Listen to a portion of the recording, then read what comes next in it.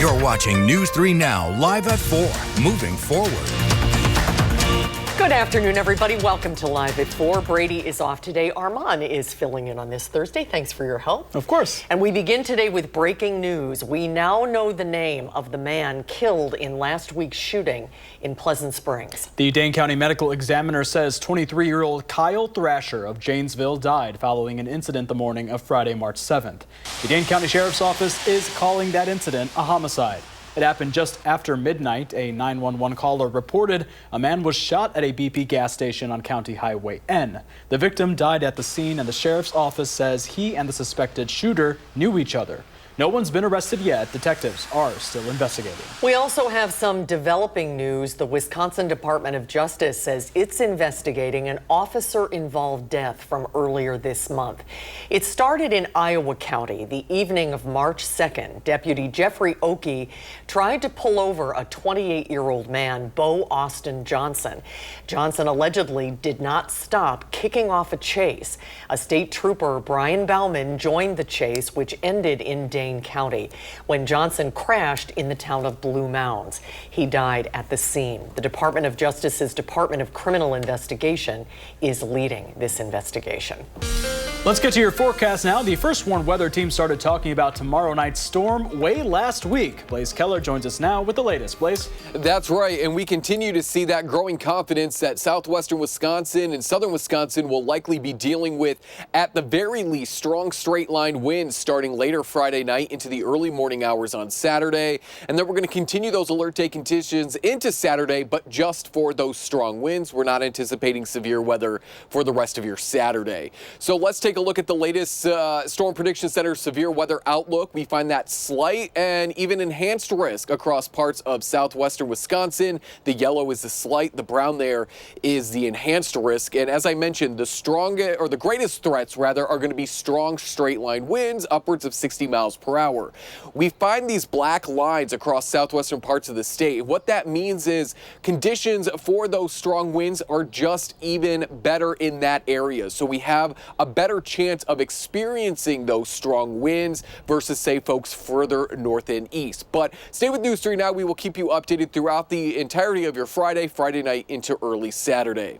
In the meantime, it is beautiful outside. Another gorgeous day. 60s nearing 70 along the Wisconsin River. It's 65 in Cross Plains as well as 65 in Belleville. So a very beautiful afternoon. We're hanging out in the 40s and 50s tonight. We'll go more in depth about Friday's severe weather forecast in just a few minutes. All right, Blaze, thank you for that heads up. Now to our coverage of the Big Ten tournament. UW just beat Northwestern. It was a good game. We have sports director Zach Hanley with us here in the studio, and reporter Tanasia Shaw is live out at State Street Brats, hanging with the Badger fans this afternoon for our team coverage. And let's start with Zach. Things off to a pretty good start, Zach. Yeah, last year the Badgers entered the Big Ten tournament as the 5 seed and made a run all the way to Sunday's championship game. This year, Greg Gard's squad looking for a repeat performance. Wisconsin taking on Northwestern in the second round, and they're moving on thanks to a 70-63 win in a game that wasn't that close. The Badgers are now 4-0 all-time against the Wildcats in the Big Ten tournament. John Tonje and Nolan Winter each scored 18 points to lead the way for UW. So up next, Wisconsin will face UCLA in tomorrow's quarterfinals. The Badgers lost to the Bruins in their lone regular season matchup. We'll have highlights of today's win coming up in a few minutes. All right, we're looking forward to that. And this weekend is Selection Sunday, I believe. Is that right? I believe so. Yeah, yep, Zach says yes. Sorry, we just got him off camera. Let's head now to our Tanasia Shaw. She's live downtown at State Street Brats. Yeah, that's right. Tanasia's been out with fans all day. Tanasia, I bet they are pretty happy. Yes, Armand and Susan, the fans are very happy. I'm out here at State Street Brats, and the atmosphere is very, we're proud. We're happy. UW just won against Northwestern, as Zach just said, 70-63. Let's get a look around and see what the fans are doing right now. What else would a UW fan be doing after a big win? Drinking beer, celebrating with the friends. It's a perfect way to celebrate. We're also going to let you look, they're a little camera shy for some reason. They don't want to throw up the W or anything. Like, aren't y'all happy? Exactly. That's the spirit that we're looking for right now. But I'm going to let you get some video of earlier today when fans were watching the game. Again, I've been out here all day with fans as they've been celebrating this win. And earlier today, I got the chance to speak with fans who kind of like predicted that UW would win. Really dedicated to this basketball team. It's the most confident I've felt in a Badger team since like 2015, so really hyped about the potential for this season. You know, Northwestern's not a fantastic team. The Badgers, they had a little rough spot, but they're going to get back on that hot streak right for the tournament. I know Greg Gard's got it at them. Best free throw shooting team in the country right now. Set the record now, so I'm confident. And again, fans are excited. I got a chance to speak to about 2 or 3 different groups of fans about their predictions of how far UW will make it. And I'll have that tonight at 5 and 6 p.m. Reporting in Madison, Tanasia Shaw, News 3 Now. Thank you, Tanasia. Looks like fun. Everybody's sitting outside on a beautiful day. Exactly. You still got to work, though, Tanasia. Don't have too much fun. Yeah. Now, tomorrow, we'll send you somewhere else. Right. Thank you, Tanasia. And we'll have all of our coverage of the Big Ten tournament up on channel3000.com. You can receive live updates with the free Channel 3000 mobile app. The suspect in last year's shooting at Westtown Mall is now in police custody. Madison police say U.S. Marshals arrested the 28-year-old man on Tuesday morning in Kalamazoo, Michigan. The shooting happened last October. A man fired a single shot inside the mall, injuring one person. The victim lived and did not have life-threatening injuries. The suspect hasn't been charged in court yet. We'll provide updates on those charges when and if he is right here on News 3 Now. The Trump administration has to rehire thousands of federal probationary workers across 6 different agencies. Earlier today, a federal judge ruled the firings were a, quote, sham. Those workers are from the Departments of Treasury, Veterans Affairs, Agriculture, Defense, Energy, and Interior. And meanwhile, the Wisconsin Justice Department is suing the Trump administration for firing more than half of the Education Department's workers. On Tuesday, Education Secretary Linda McMahon announced more than 1,300 workers were laid off. Today, Wisconsin Attorney General Josh Kaul announced he was joining 20 other AGs in suing the administration, saying the action will deprive students with special needs of critical resources. The Trump administration isn't stopping there. His advisor, tech billionaire Elon Musk, is eyeing cuts at the Internal Revenue Service. Musk's Department of Government Efficiency proposes cutting the IRS workforce by 20%. He wants to do that by May 15th, a month after tax day. Leadership at the agency discussed the potential cuts this morning. In total, the latest round of layoffs would fire about 6,800 employees. And heads up, you still have time to claim your tax refunds from 2021. The IRS says more than 14,000 Wisconsinites have unclaimed funds from that year. The average value is about $730. By law, taxpayers have 3 years to file and claim their tax refunds. If you don't collect before the deadline, your money will go to the U.S. Treasury. The deadline to submit tax returns is April 15th. To file yours, go to irs.gov. Well, coming up on Live at 4, it's been 5 years since the COVID pandemic started. How its impact on Madison's businesses still resonate today. We'll have that story when we come back.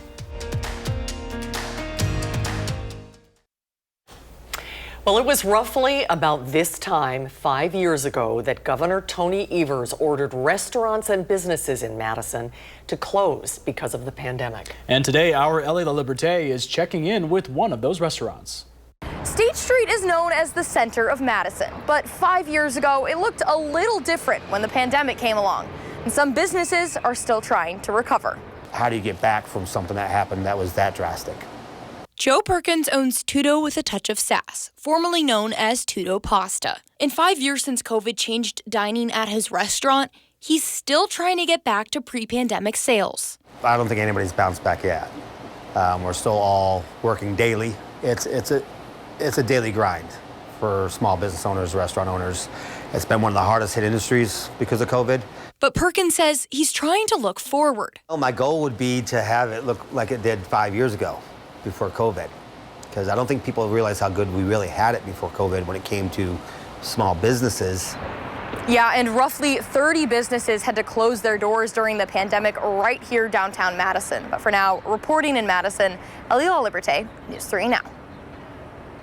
Thank you, Ellie. Let's get a check on the weather now. Another beautiful afternoon today, but we're still keeping an eye on a bumpy forecast for tomorrow night. That's right. We have that alert day for your Friday night into early Saturday. Strong winds, straight line winds upwards of 60 miles per hour are going to be the main threats, but especially early on into the evening and overnight, we can't rule out an isolated weak tornado across southwestern Wisconsin. And then we'll add another alert day to your Saturday. That's just for those strong winds. So here's the tornado outlook for your Friday, and this has been pushed back a little bit, so not as much as our forecast area is underneath the low threat for an isolated tornado, but we generally see higher confidence that the atmosphere is going to be a little bit better further south and west for an isolated weak tornado. But these strong winds, as I mentioned, upwards of 60 miles per hour straight line winds are going to be our greatest threat. And where we find these black lines here, we call that a hatched risk. And what that essentially means is it's a little bit better to probably experience those strong winds if you live underneath these black lines. So that would be parts of Crawford County, nearly all of Grant County, Iowa, Lafayette, as well as Greene counties. You're in what we call a hatched risk. So you have just that better chance for those strong wind gusts. But all of us will likely be dealing with these strong winds as these storms come out of Iowa between the hours of 9 and 11 o'clock on your Friday night. As they continue to move their way north and eastward, they will be generally weakening, and they'll continue to race off towards the northeast, exiting our coverage area between 2 and about 4 o'clock in the morning on Saturday. But as I mentioned, we're going to keep the alert day conditions into your Saturday because of those strong winds, but we're not going to see any severe weather on Saturday. There's that line of showers and thunderstorms moving into parts of southwestern Wisconsin. Again, gusts could be upwards of 60 miles per hour. Those strong winds will continue to push off towards the northeast. And then as we head into the afternoon hours on Saturday, we're dealing with those strong wind gusts once again. Now, while these winds will be out of the southwest, cold air has been moving around this low pressure system. So this will actually be cooler air that is gusting upwards of 50 miles per hour at times. This is just one of 2 days that the United States is going to be dealing with severe weather. We find that marginal, slight, enhanced, and even moderate risk for severe weather for your Friday into Saturday. Parts of Illinois, Missouri, as well as southern Iowa underneath that moderate risk for severe weather. And then the attention turns to the Gulf Coast. That's where we once again find that red, that moderate risk for severe weather, stretching from Louisiana through Mississippi into Alabama, as well as nearing the edge of Georgia. So this is going to be a multi-day severe weather outbreak, if you will, across parts of not only the Midwest and the Mississippi River Valley, but also the Gulf Coast as well. In the meantime, though, get out and enjoy Friday because we're going to be in the 70s. We should be in the 40s, and it's going to be a generally dry, breezy, partly sunny day to end your work week. So if you can, get out and enjoy the nice weather before the severe weather moves on in Friday night into Saturday. We could see a rain-snow mix to end the weekend before we look to be quiet and warmer for your St. Patrick's Day, but the next week does seem to be a bit active starting Wednesday through Friday of next week when we'll hang out in the 40s. All right, Blaze, thanks very much. The first and only debate between the two candidates for Wisconsin Supreme Court is now in the books. And last night, Marquette hosted liberal-backed Susan Crawford and conservative-backed Brad Schimmel in Milwaukee. The two sparred over multiple issues, including partisanship and the massive amounts of money being funneled into this race. Joining us now for post-debate analysis and a look at the latest polling on this race, political analyst Brandon Scholes. Hi, Brandon. Good to see you. Thank you. So what were your key takeaways from last night? You know, debates are either going to win for somebody or it's going to be a wash. I thought last night was a dogfight. I think both candidates came out, they threw their punches. They were on the attack. Susan Crawford was on the attack on Schimmel. Schimmel was on the attack on her. She went after him on some of his relationships to Trump and Musk. He went after her on law and criminal justice and crime and law and all this stuff. That's kind of what those debates are like, especially for the court. But there was a lot more that came around that in that full hour. Mm-hmm.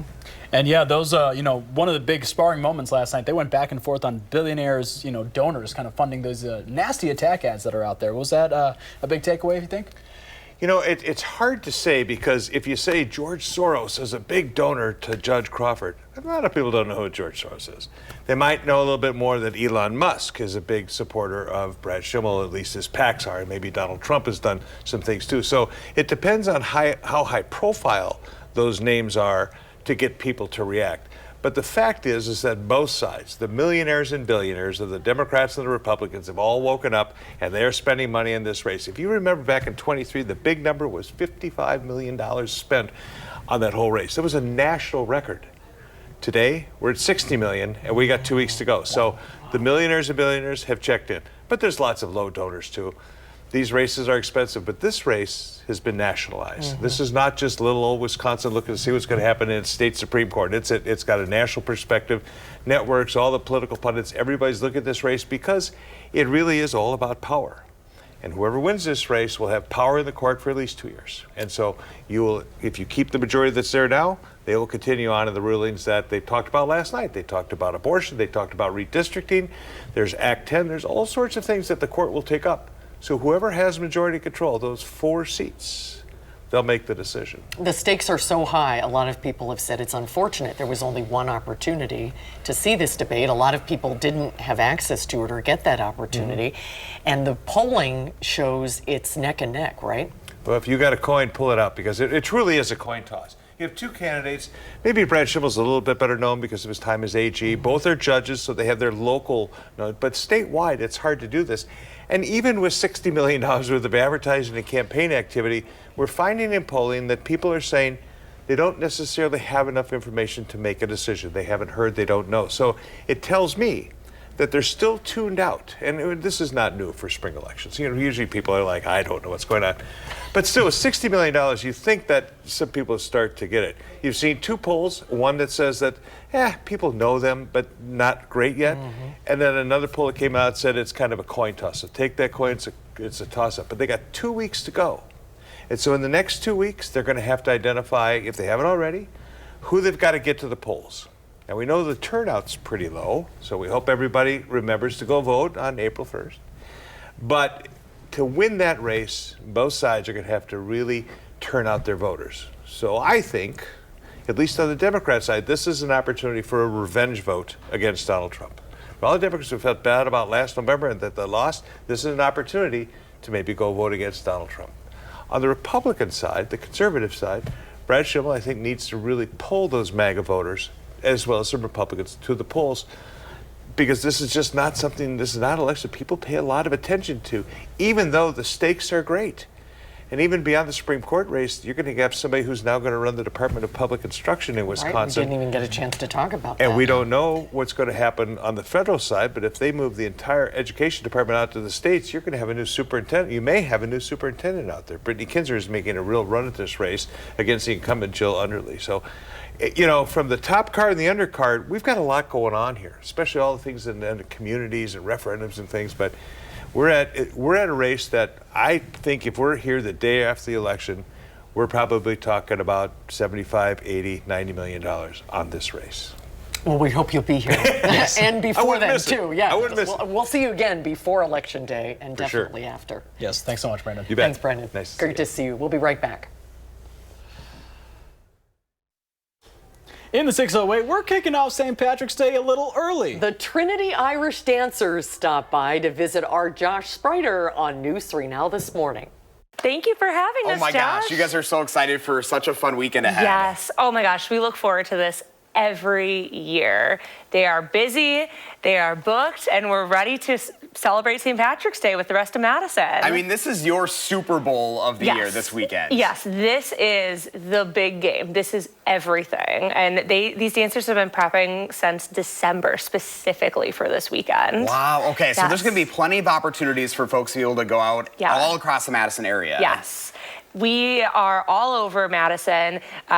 We are in lots of schools tomorrow, but you can also catch us at different restaurants and bars like the Thirsty Goat, Lake Louie, Patty Max. We're also going to be at the starting line of the Shamrock Shuffle. There we go. So we'll see you there on Saturday if you're going.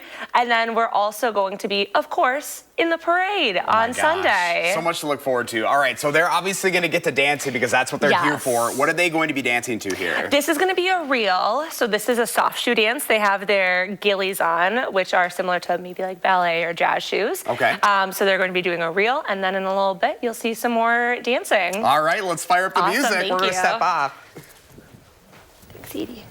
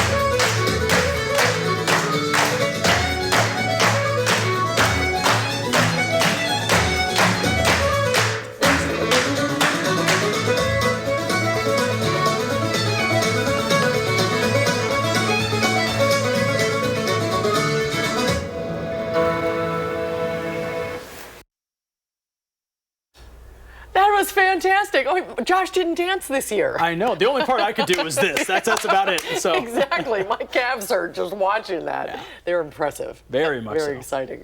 Well, coming up, Madison's medical officials are preparing for a potential measles outbreak. How the lessons they learned during COVID are playing a role.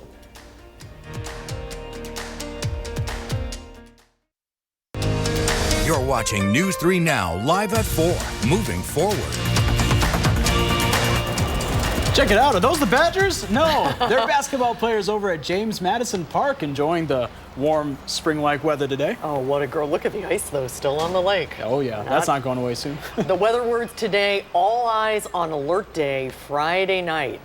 Things are going to change and potentially our first severe weather of the year, Blaze, right? That is correct, Susan. And folks at home, we've been talking about this for at least this entire week, beginning even late last week. We've been getting you guys ready for our first chance for severe weather, which does look to move in starting later Friday night between the hours of 9 and 11 o'clock, and will continue through the early morning hours on Saturday. Starting across southwestern Wisconsin, moving northeastward, we find a marginal in the green, a slight risk in the yellow, and even a tiny bit of that enhanced risk there across southern parts of Grant County, all for mainly strong winds. National Weather Service is calling for straight line winds upwards of 60 miles per hour as this low pressure system moves through parts of the Midwest and then exits as we go into the rest of your St. Patrick's Day weekend. So strong winds are going to be our greatest threat, but we cannot rule out an isolated tornado because there's just going to be a lot of spin in the atmosphere, and this system is very strong, so it may just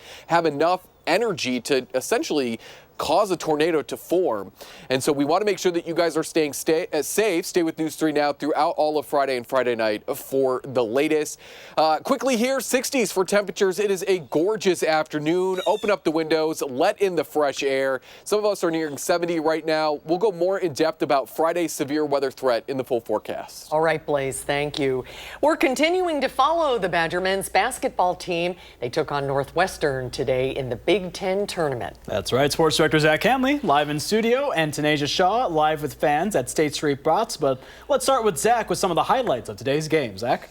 Yeah, this time of the year is when you want to be playing your best basketball. And the Badgers did enter the Big Ten tournament on a bit of a skid, losing 3 of their final 5 regular season games. But of course, none of that matters now. It's tournament time. Up first for Wisconsin Northwestern, Greg Gard's squad has never lost to them in the conference tournament, and John Tanjay doing his part to extend that streak. Nothing but nylon on the fadeaway at the buzzer. Tanjay had 18. Badgers led by 7 at the break. and that lead would grow in the second half. Nolan Winter dials one up from deep. He also finished with 18 points. That triple puts Wisconsin up 11. And then it was time to close the door on the Wildcats. Max Klesman with the step-back triple jack. Badgers onto the quarterfinals with a 70-63 win. They'll face UCLA tomorrow at the same time around 1:30. We'll have a live report from Indy on today's win coming up tonight at 5 o'clock. All right, Zach, thank you. We'll have more from Tanasia later on News 3 Now. The U.S. spirits industry urging President Donald Trump against imposing massive tariffs on European alcohol. This morning, the president said he would impose a 200% tariff on European alcohol if the EU doesn't lift its retaliatory tariffs on U.S. steel and aluminum.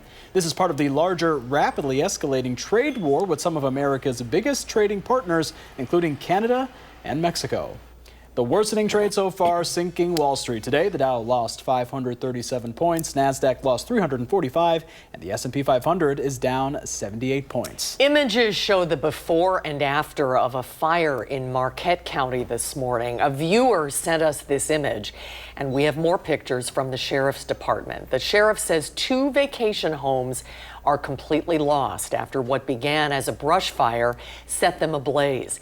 At about 3 o'clock in the morning, crews responded to the fire in the town of Westfield on the north side of Lawrence Lake. Another home sustained some damage, and 2 sheds and a garage were lost. Luckily, though, no one was in the homes during the fires. And the DNR says that with spring wildfire season upon us, you should check fire danger before doing any outdoor burning. Already this year, about 170 wildfires have burned more than 450 acres in Wisconsin. That's 4 times more than a typical year at this time. With tomorrow's dry weather and high winds, burn permit suspensions will be in effect across several counties. You can find out if your area is affected at the agency's website under WISC Burn. We are reflecting on the COVID-19 outbreak. It happened 5 years ago, right about now, this month. And we're reflecting on what happened after it swept across the world, looking ahead at a current measles scare that is starting already in the United States. Our Merrill Hubbard spoke with a doctor who worked to combat COVID years ago and doesn't want to see measles spread the same way. This is one of UW Health's MedFlight helicopters, and it was used a lot during COVID-19 to pick up individuals who are declining with the disease. Now, I'm in Portage, and I'm going to hop in the chopper to reflect on COVID-19 5 years later. It's not lost on any of us, like, what that responsibility was that we had in healthcare. Like, people's lives literally depended on our ability to make the right decisions. Dr. Jeff Potoff is the UW Health Chief Quality Officer, an emergency medicine physician, and a flight physician. He's not forgotten how challenging COVID was for the community, describing how healthcare workers were constantly adjusting their plans to combat a disease that had never been studied before. But he says measles is different and avoidable. The saddest thing for me when I think about measles is an optional disease. No one needs to get measles. The vaccine is one of our most effective vaccines that's been ever created. It's completely safe, one of the most studied vaccines. Potoff says that Wisconsin has the second lowest measles vaccination rate in the United States. As of March 6th of this year, a total of 222 measles cases were reported in 12 states, not including Wisconsin. Reporting in Portage, Merrill Hubbard, News 3 Now. Merrill, thank you. Coming up on Live at 4, put on your green and grab a pint. It's almost St. Patty's Day. When we come back, Angie Horkin from the Wisconsin Beef Council shares some great Irish recipes you can make this weekend.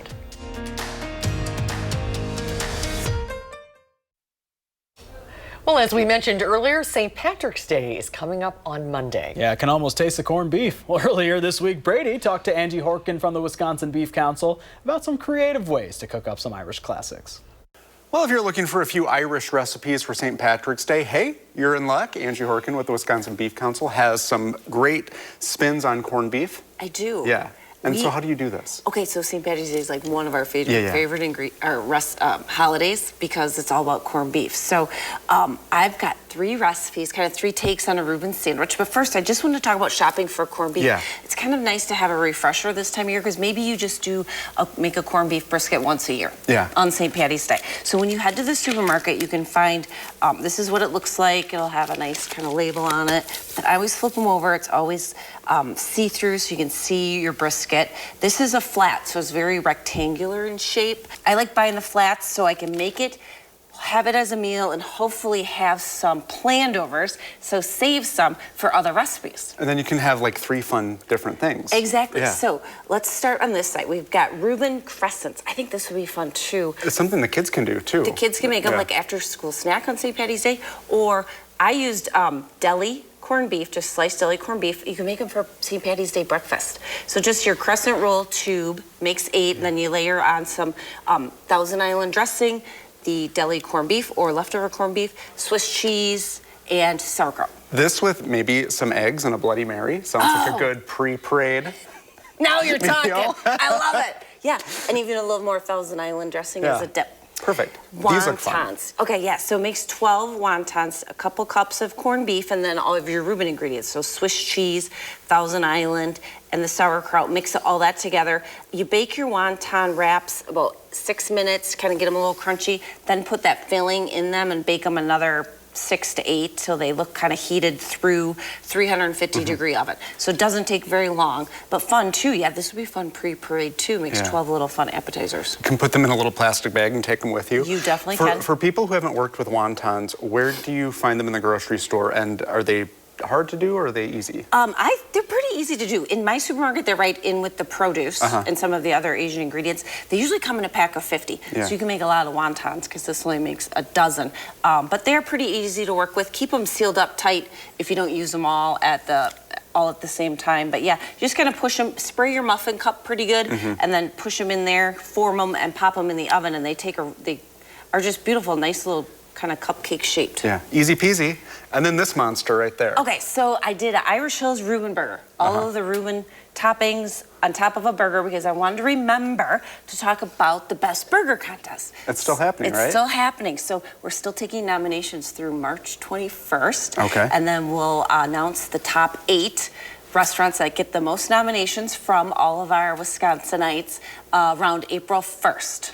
Okay, so that's coming up. And we've heard about cost per serving. So cost per serving on the crescent rolls, $1.54 per roll. So you know what? That's using the deli corned beef, $12.30 for that whole batch of crescent rolls. And then the 12 wontons is about $17 for these ingredients, about $2.15 per serving. Okay. So that's using deli corned beef. But of course, head out, try a corned beef on St. Patty's Day if I haven't done it before. And before getting back to cooking it, do you have any tips for getting it to be like really good and fall apart? And my favorite way to make it is in the slow cooker, kind of run it all day. It's always tender, it's always delicious, but you can definitely do it in the oven, braise it, or on the stovetop, or sous vide if you have a sous vide wand. Yeah. But you need to plan ahead. You need to sous vide it. That takes a while. 24 hours. Okay, so you know. Try it. Yeah, do it the night before, go to bed, wake up, and you'll have some corned beef. Yeah, definitely. Well, have a great St. Patty's Day. Yeah, you too, and people can find these recipes on beeftips.com. Very good. Thanks, Angie. Thank you, Angie and Brady. Good to see Brady making a cameo, even though he's off today. And now poor Armand is so hungry. I'm so hungry. Looking really good. Talking about the corned beef wontons, I'm like, oh, gosh. Sorry we didn't save you one. No worries. Well, coming up, you're going to want to pay attention to the forecast overnight and tomorrow. Blaze will tell us about the potential for severe weather tomorrow night. And later, the new animal you'll be able to see at the Henry Viola Zoo. We'll be right back. This is a live look this afternoon at Washington, D.C. Sunny day in our nation's capital. Democratic senators are weighing whether to sign off on a Republican-drafted funding bill. The Republican-led House passed that bill earlier this week, but Senate Republicans would need some Senate Democrats to vote with them for the bill to get to President Trump's desks. The deadline for Congress to pass the bill in order to avert a partial government shutdown is tomorrow. Switching gears now, let's get a look at your first warned forecast. Blaze has been talking all week about the chance for severe weather tomorrow. When are we expecting that, Blaze? That's right. We're looking at the hours of 9 and 11 o'clock for those storms to move into southwestern Wisconsin. So Friday night into early Saturday. And then those of us in central and northeastern parts of the News 3 Now coverage area, we're going to be dealing with the leftovers of these showers and thunderstorms after midnight going into about 4 or 5 o'clock in the morning on Saturday. Here's the tornado threat for your Friday night. It's green and purple, so the lower end of the Storm Prediction Center's kind of range here, but even in the green and the brown, we can still get an isolated tornado or two. So if you live in either the green or the brown, make sure that you're staying with News 3 Now for the latest and have a way to not only get weather alerts, but also a safety plan in case a tornado warning is issued for where you live. Strong winds continue to be the greatest threat Friday night into Saturday. We also have what we call a hatched risk. So these black lines here, and what a hatched risk means is we just have the extra confidence that especially in these areas, you could likely experience those wind gusts upwards of 60 miles per hour. Further to the north and east, it's not as great as those storms are going to be weakening. So we don't see these black lines across all of our coverage area. We don't see hatched risks that often. So when we do, there's again that extra confidence that we're likely going to experience what those hatched risks are associated with. This time, it's with those strong winds. So, as I mentioned, those storms move in between 9 and 11 o'clock across southwestern Wisconsin, developing out in Iowa between 9 and 11 Friday night. They will continue to push off towards the northeast after midnight, going into those early morning hours on your Saturday, and they will be weakening as they do so, but we could still experience gusts upwards of 45 to 50 miles per hour even after they move out of southwestern Wisconsin. Why is this weather system so strong, especially here across southwestern and southern Wisconsin? Because the triple point is nearby. Well, what's a triple point? It's where we get all three of our fronts kind of coming together. It's an extra area of low pressure, a little bit more rotation. And when we get this triple point, we have added atmospheric instability. We have added atmospheric lift, or pushing that air up into the atmosphere. And there's just greater energy for those storms to use. So this is good for severe weather, and relatively speaking, that triple point is nearby. So that's the reason why we're dealing with this strong weather system this early into our severe weather season. We find an enhanced risk to our south, as well as a moderate risk here in the red across parts of Illinois, including St. Louis down to about Memphis. And then we gear up for another day of severe weather across the United States, stretching from essentially southern Canada all the way down to the Gulf. We find the enhanced and moderate risk again across parts of Mississippi, Alabama, as well as Louisiana. So this is going to be a multi-day severe weather potentially outbreak across the United States. We get it on Friday night into Saturday, and then other folks get it Saturday into Sunday. In the meantime, though, Friday is going to be a very nice day. It is going to be breezy. Temperatures may even approach the low 80s across parts of Grant, Crawford, Richland, and Iowa counties. Winds are going to be gusting out of the south at about 30, 35 miles per hour. Then we deal with the severe weather Friday night into Saturday. We're dealing with a rain-snow mix on Sunday, but it does look like we will be dry for your St. Patrick's Day. However, weather conditions do look to become a bit more active as we head into the middle of next week. Zoo has two new animals. And they're two pretty sharp-dressed guys. Brothers Hammy and Nugget are Cape porcupines. The largest African rodent, the Cape porcupine, is highly adaptable. They're well known for their long striped quills that run the length of their backs and can make the animals actually appear twice their normal size. If you want to see them, you can find them at the Children's Zoo near the Goat Yard. Definitely not snuggle buddies, these Just guys. don't pet them. Yeah, right? No, not at all. We'll be right back. Tomorrow on Live at 4, film critic Will Loper will show us what's new to stream this weekend. And coming up later tonight on News 3 Now at 6, how the lessons that doctors learned from the COVID pandemic preparation is helping them get ready for potential future pandemics. That's tonight at 6. Thanks for joining us today for Live at 4, everybody. Hope to see you back here tomorrow. News 3 Now at 5 starts right after this.